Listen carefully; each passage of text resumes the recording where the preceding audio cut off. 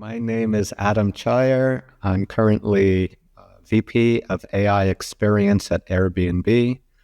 I've spent 40 years or so professionally as an AI researcher and developer and entrepreneur.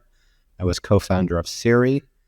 My first version of a Siri-like system was 31 years ago in 1993. I was working at SRI International. This was before a web browser. So if you recall, most people they had a laptop or a desktop on their desk. They had to load it up with software from CD-ROMs and floppy drives, and they would compute using what was loaded onto their local computer.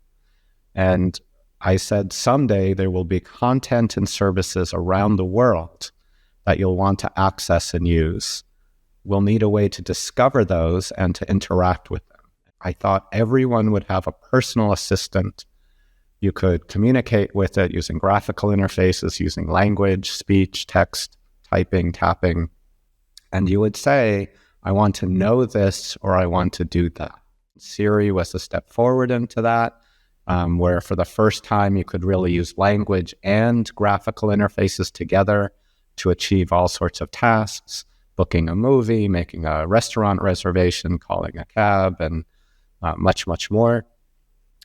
We then sold our company to Apple. Apple took it to a new level of scale in multiple languages and many devices, from TVs to phones to watches. We're getting closer to what I've always dreamed of and tried to make come true, but we are still falling short today. So in 93, when I was starting to think about this assistant that could know and do everything, absolutely, I knew about Knowledge Navigator. And also there was a technology company called General Magic, which spun out of Apple originally. They came up with something called Magic App. That group was very much inspired by the Knowledge Navigator vision and approach.